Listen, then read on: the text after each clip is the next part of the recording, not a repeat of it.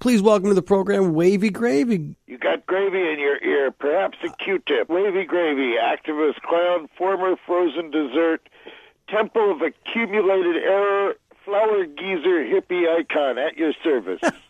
Does that fit on a business card? If you write real small. Former frozen dessert. And you know, the Ben & Jerry Wavy Gravy, one of my favorite flavors, and that went a long way to helping a lot of people out, didn't it? Well, all the royalties from Ben & Jerry, and I was a flavor for 8 years, went to send economically challenged children to my circus and performing arts camp called Camp Win a Rainbow, where I do 9 weeks for kids. This is our 33rd year, and I also do 9 days for grown-ups. We're too late to have a happy childhood. I'm telling you, that sounds like a vacation plan, doesn't it? Well, just check us out at campwinarainbow.org. Right. Well, we're talking to Wavy Gravy. A lot of us remember that you gave us breakfast in bed for $400,000 at Woodstock. I haven't mind this breakfast in bed for $400,000. That is when we introduced hippies to granola. Right. They had never seen granola before, and we cooked it up and put it in Dixie cups and walked it out onto the great field and presented it to hippies in sleeping bags, and they looked at it and says, "What's that, gravel?" They would have eaten it anyway, right? They ate it anyway. Right. They liked it. You know, if people haven't checked in with Wavy Gravy lately, you can go to wavygravy.net, catch up on some things from the past, and also a lot of stuff going on right now. And I know you're very busy now. You've got you're getting ready for an art opening. Yeah, what is it, on the 18th, for those of you that are commuting to colorful California on the evening of the 18th, we'll have some tunes there with Will Scarlett, who used to play harp with Hot Tuna, and he's putting together this bunch of players. It's called Wavy Gravy, His Blues Period and Beyond. Nice. And, I got my name from B.B. King in the fall of '69. What led him to give you the moniker Wavy Gravy? Well, let's see. It was just after Woodstock. We were asked to go to Texas to do this big rock festival. They were having a rodeo at the same time, and there was a certain amount of friction between the rodeo and the rock. And we rolled in and proceeded to recruit the rodeo clowns and went back to the Lake Dallas, where the camping was being held, and took over from the police. We were the police. All the cowboys moved in and set up their house on the roofs of their cars. It looked like a drive-in on the moon. We set up a free stage, and I'm laying on the floor babbling, and this announcement comes over our PA. B.B. King is here with his bus. He's going to play for free. And I started to get up slowly. It was before one of my surgeries. I felt this hand on my shoulder. Right. I looked up, and there was B.B. King. He looked down, and he just said, "You, Wavy Gravy." I said, "Yes, sir." He said, "Well, Wavy Gravy, I could work around you." And he took me, and he leaned me up against his amplifier, took out his guitar named Lucille, and from out of the other side of the stage came Johnny Winter, and it was black and white and blue, and they played till sunrise, and it was everybody's reward for putting on their pants. I had to get them all to put on their pants because the Job's daughters had gone crazy about the skinny dipping, and they were going to call the National Guard. Wow. Every day's been an adventure for you, hasn't it? Well, right after that, I returned to California, where I had a grant at Cal State teaching improvisation to neurologically handicapped kids. And I told the kids my name was Wavy Gravy for the first time. And after the class, which was filmed and taped through one-way glass, these professors came running in. They said, "Keep that name, you saved a week's orientation." Your compassion for children knows no boundaries. And I was wondering, what was your childhood like? Well, I think my early claim to fame when I was like 6, I used to go for walks around the block with Albert Einstein. We lived in Princeton. My mom had me out in the yard for an airing, and I guess I looked a little bit like Winston Churchill. Most babies do. And for some reason or other, he just asked my mom if he could walk me around the block, and my mom was like blown out. And I mean, I don't remember. I remember a shock of white hair that predated Don King by half a century. Right. I remember a twinkle in his eyes. I remember a sweatshirt, no logo, sneakers, and a smell. When you're young, you can remember back to your childhood odors. Mm-hmm. And I've never smelled anything like that since. But someday, I'm going to walk up to somebody and say, "Hey, man, you smell like Albert Einstein." You know, you're right though. When you're a kid, every aunt's house, every neighbor's house has the distinct odor, and you can. So what did it smell like? Can you liken it to anything? The smell of Albert Einstein? It's like trying to tell somebody what pork chops smell like. It's not so easy. Right. Hey, that's a great name for a band too. If anybody's out there listening, the smell of Albert Einstein. Pork chops. The smell of Einstein. Yeah, I think. Yeah. Or the smell of pork chops. I tried to teach my son his first words to be E equals MC squared, and he got the E down pretty good. Right. That was it.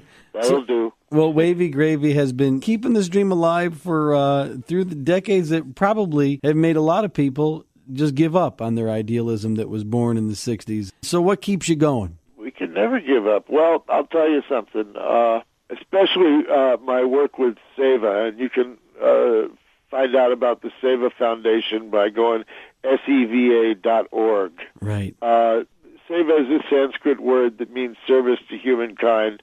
And we work on curable and preventable blindness in third world countries, mostly India and Nepal, but we're in Cambodia now and Tanzania and a bunch of other countries. And in the last 25 years, I must have put on 20 concerts called like Blues Against Blindness, Sing Out for Sight, The Third Eyeball, stuff like that. The Grateful Dead has been our house band over the years.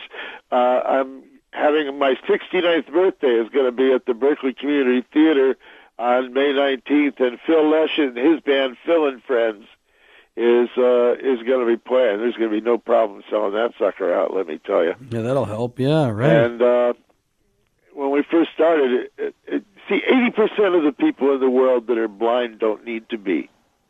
That's frightening. 80% of them can get their sight back. It costs now probably about $30 for a cataract operation in an eye camp in the third world. About $30, the price of a movie with a couple friends. You could cause somebody to see again. I mean, that was a eye-opening experience for me. Nudge, nudge, every pun intended. Right. What is your take on the situation with healthcare right now in America? Well, you know what a Canadian actor does when they break a leg on a New York stage. Where do they go? They go to the airport. Right. They fly to Canada where they have health care. You know, it's ridiculous. The country of our wealth and wherewithal that we don't have health care for everybody. Well, I encourage everyone to go to seva.org. It's seva.org, and it's a beautiful web page, and it's very well put together, and it definitely points people in the right direction. And we also work with the Mayans in Chiapas in the refugee camps and in the highlands of Guatemala with the widows of the disappeared ones. We do agriculture projects and sanitation projects and community building work. And with the Native Americans, the indigenous population of the United States, we're beginning to take on diabetes, which is almost epidemic on the American Indian reservations. And we're doing this with garden projects, with talking circles of elders, and bringing back the buffalo. And believe it or not, on the Winnebago reservation, they've actually named a stud buffalo after me, Wavy Gravy. Nice. And there's another stud buffalo named Mike Bison, who I understand beats me up from time to time. Now, does Mike Tyson know that there's a buffalo named after him? I don't know. You have to ask him. You haven't run into him lately, have you? Nope. We're talking to Wavy Gravy, and it's really an honor to have you on, man. I just look at all the counterculture progress that's made, and somewhere in the back of every photograph, or oftentimes in the front, there's Wavy Gravy doing his part. I'm with the under the counterculture. I'm going to name some people that you've been associated with, and I just want to get a quick take. Lenny Bruce called you the perfect entertainer. Whoa. Well, Lenny was a skyrocket, and he paved the way for people like Robin Williams and Eddie Murphy.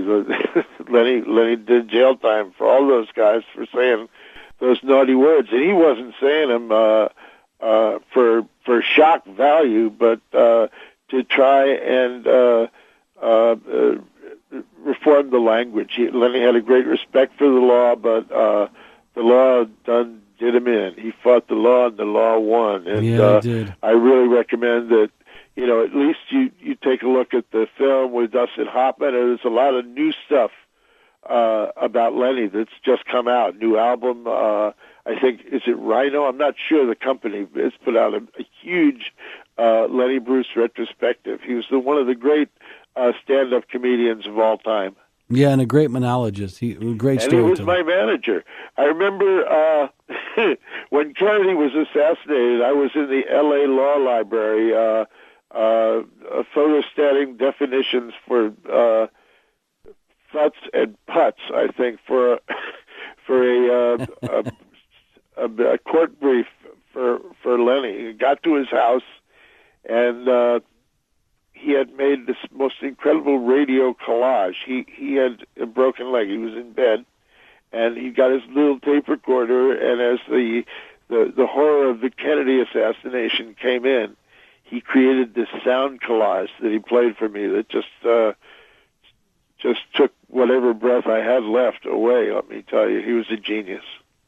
And you opened for John Coltrane on some of your John excursions. Coltrane, Thelonious Monk, mostly. I even did several stops with Thelonious Monk, who was one of my great heroes, like having a little yellow basketball bounced inside your head heading towards eternity. He was an amazing dude. His middle name is Sphere. And how about Bob Dylan, your roommate at one time? Well, yeah, I remember when Dylan first came into the Gaslight for we were doing this hootenanny, and I'm running the stage, and he comes up to me, he says, "Hey, man, can I go on?" And I don't know what possessed me. I just grabbed the microphone and said, "Here he is, a legend this lifetime. What's your name, kid?" Look at that. I was the first one to project that. We ended up sharing a room up over the Gaslight. That's true, and Hard Rain's Gonna Fall was written on my typewriter. Isn't that something?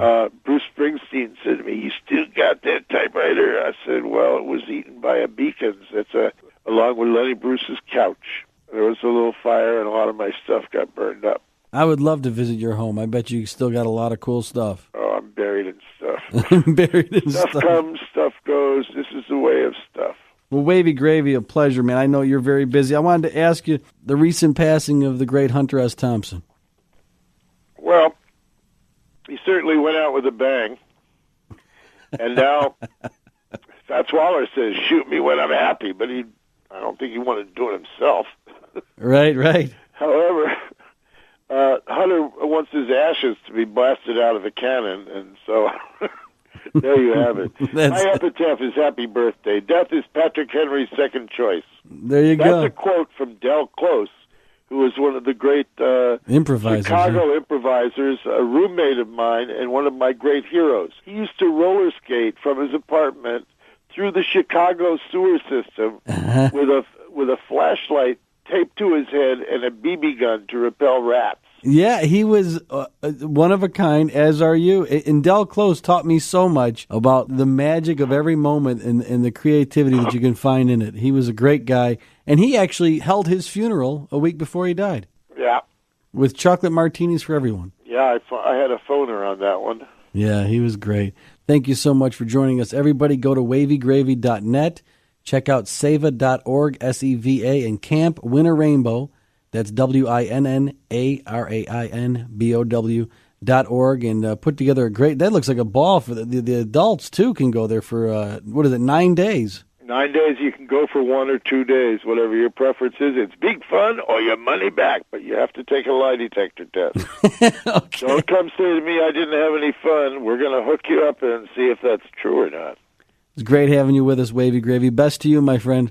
Nice to be had. Thank you.